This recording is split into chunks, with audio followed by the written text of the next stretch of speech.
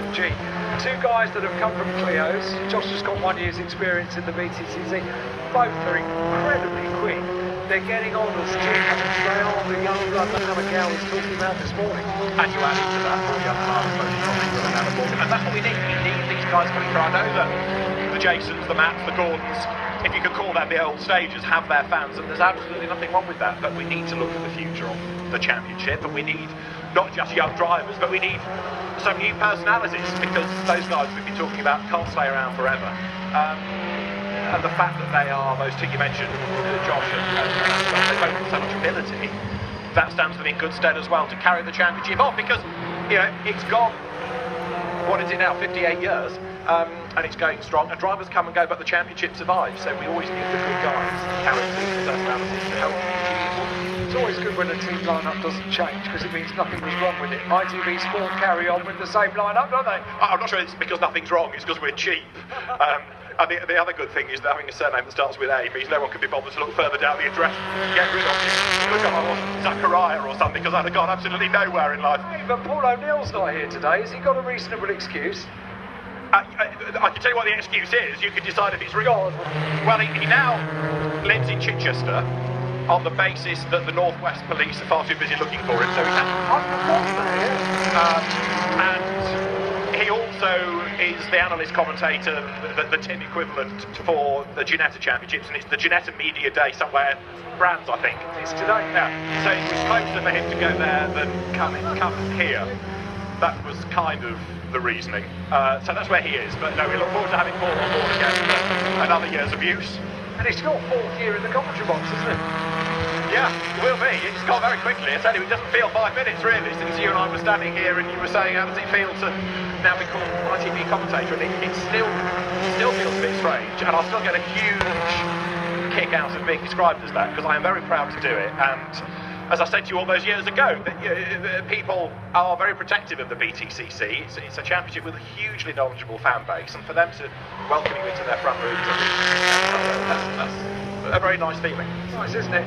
Your daughter's favourites here in the garage. Oh, this is Tommy. Did I tell you she's now met the real Tom Ingram? And was she just hugely disappointed? It's a slightly strange happening, really. The background to this is my daughter has a teddy bear, which she has christened Tom Ingram. Tom is her favourite racing driver. And so... And she is, how old, 27? No, 3, going on 13, but yeah. And so a few weeks ago, those nice people at Speedworks offered us the chance to take them out for dinner. That's how it works. It's nice. Yeah, and so they organised a taxi that we could pay for when we got to the restaurant. And by the way, Tom Ingram and his girlfriend are staying with us, so do you mind if they come for dinner as well? I said, no, that's fine, but there's one proviso, which is that Olivia has got to meet the real Tom Ingram. So she was slightly caught and very excited and showed Tom Ingram her teddy. And Laura, Tim's girlfriend, thinks the teddy is better looking than the real Tom. She's got a point, you know. So we're getting there, but not even seen the bear. You don't want to go there. But we've now got another problem, which is that a friend of Olivia's from nursery, Angus, who's the same age, has become a touring car fan because he watches it at weekends with his parents, and he's become a Jack Goff fan. So we were at Central Park the other weekend, and we had this big debate as to who was the best touring car driver. So there's Olivia shouting for Tom Ingram and Angus shouting for Jack Goff. We've got the next generation touring car fan. Oh, absolutely. And I fear in this little boy, the next commentator as well, because he was bought for Christmas a Silverstone playmat. And this is how life has become. You know, Chris will back me up on this because of children. But over Christmas, they were watching the touring car review show that ITV4 had.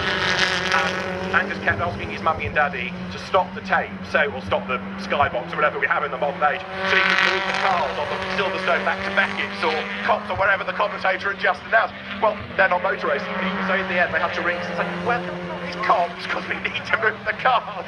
You write the names on the shoulders. David. My name was Mud for about 3 weeks after that. Always a joy, David Addison. Thank you very much indeed. Hey, what's happening in our qualifying session? Busy, isn't it? Yeah, they're going quickly. One or two of them. Anyway, Martin Depper, just before we go into the pits, was the quickest man out there at the time. He did 1 minute 10.4.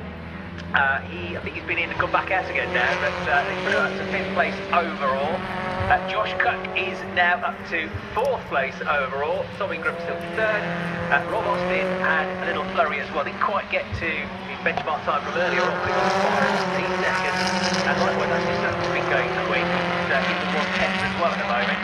So currently, no changes to the very best time. 1 minute 10.231, that still is. It's still a long track and stuff. But he, Martin Depper, and I think nobody else are in the 110s at the moment. So those two are threatening. There are a bunch of drivers in the 1 minute 11.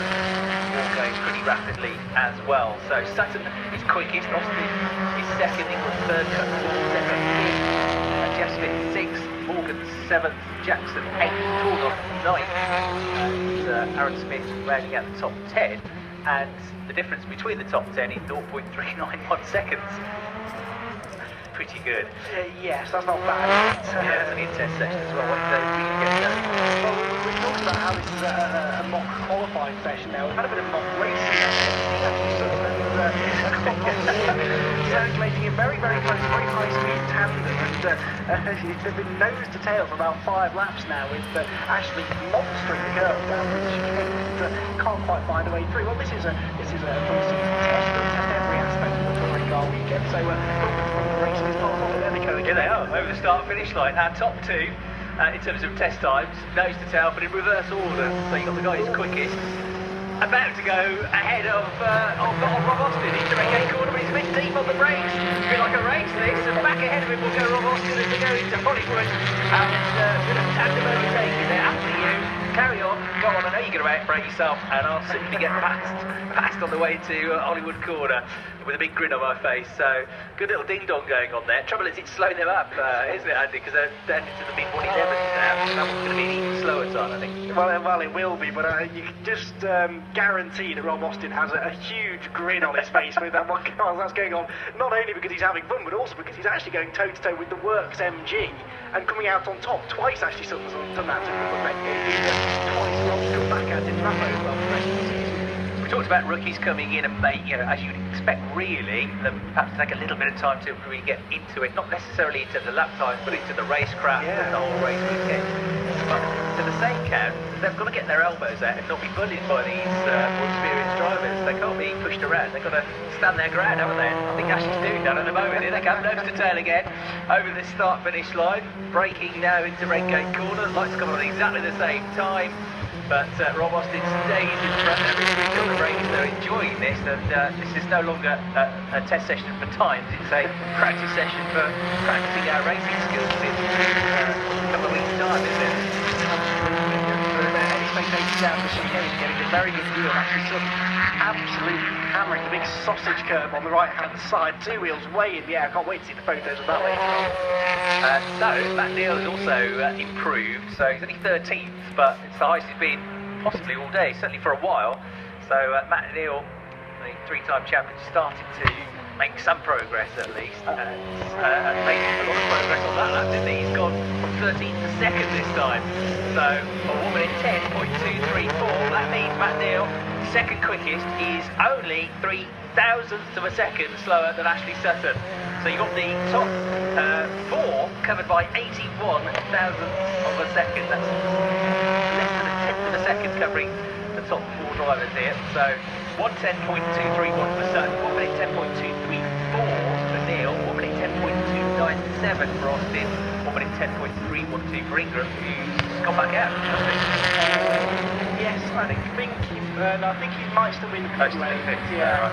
But just we've got the rookie and the most experienced guy on the grid, Matt Neal, separated by 3 thousandths of a second. I mean, that's in a nutshell, really, isn't it?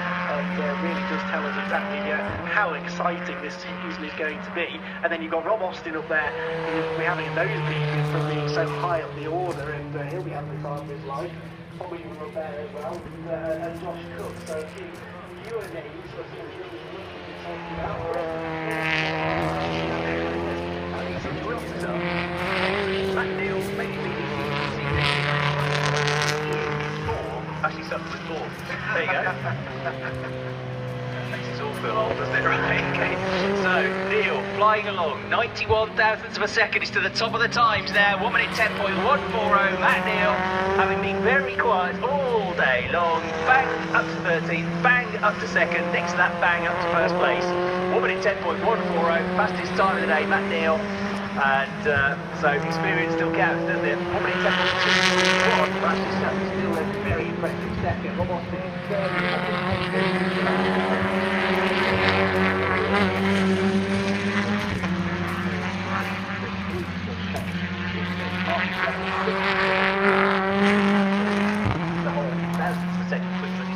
Jeff Smith, there's nothing between those two, literally. Morgan is 8th with a 1:10.453. So there's 11,000 between those three drivers. And then we've got Jackson 9th, Tooled off 10th, both on 1 minute 10.5. So 4 tenths between the top 10, 8 tenths between the top 17. That's how it stands. Actually drives it back into the mix now, that's how you do it, boys. Don't need 4 hours of testing, you just need one good lap. It's hard to imagine, we've got really 4 minutes to go. Circulating rapidly, have gone out as one again. So now we have to stab at this. Free himself from Austin, and he's immediately back at 1 minute 10.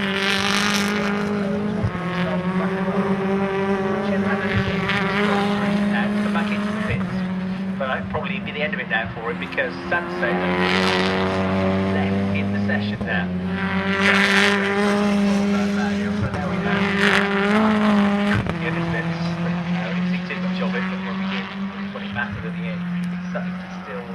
Circulating as is Austin those two. I mean, they're great little dice, weren't they, for 3 or 4 laps? Well, they're entirely far apart either.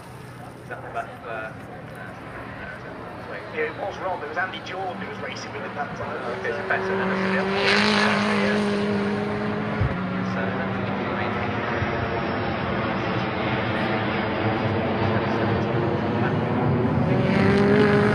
Collard has just improved up to 12th.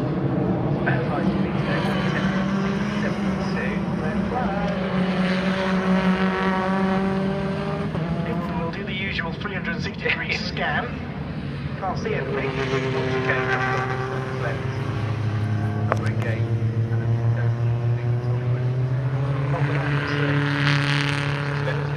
Trainers in the old hairpin. And that'll probably be it now, won't it? Because with 2 minutes and 22 seconds to go, red flag. They are not going to have a chance to get them back out on the track. So the test session will end with Matt Neil at the top of the times. He did it right at the end. 1 minute 10.140. 5 minutes ago he was about 15th. Now he ends up first. 1 minute 10.140. 91 thousandths of a second quicker than the very impressive rookie Ashley Sutton. 1 minute 10.231. Third was Rob Austin, number 11, with a 1 minute 10.297. Fourth, Tom Ingram, who went off in the gravel earlier on, so didn't do that last part of the session, but fourth quickest, 1 minute 10.312. Fifth quickest, number 66, Josh Cook, 1 minute 10.338. Sixth, Martin Depper, number 30, 1 minute 10.442. Seventh, Jeff Smith, number 55, 1 minute 10.443. Eighth, number 33, which was Adam Morgan, 1 minute 10.453. Ninth, number 7, Matt Jackson, 1 minute 10.556. 10th, Sam Tordoff, 1 minute 10.557. It's only 1,000th of a second between those two drivers as well. Aaron Smith had a moment earlier on with that puncture, number 40, is 11th with a 1 minute 10.622. Collard in 12th, 1 minute 6.72. Moffat 13th, 1 minute 10.766. Hill next up, 1 minute 10.803 was 14th. 15th was Jackson, the other Jackson, Ollie Jackson, 1 minute 10.905. Then Gordon Shedden, only 16th, 1 minute 10.940. Andy Jordan 17th, 1 minute 10.992. Then into the 111th. So Jack Goff had trouble with BMW today. 1 minute 11.191 was 18th. 19th was Matt Simpson, 1 minute 11.236. Then Chris Smiley, number 22, with a 1 minute 11.482. Alex Martin next up in 21st place, 1 minute 11.538. And then 22nd was Dan Welsh, 1 minute 12.414. Andy Nick was 23rd, 1 minute 12.667. 24th was Mark Howard, 1 minute 30.719. 25th was number 54, and Barrett, 1 minute 17.374. Stuart Lyons was out there, but didn't have a working transponder, so we don't know where he slotted into that. So that wraps up the test session.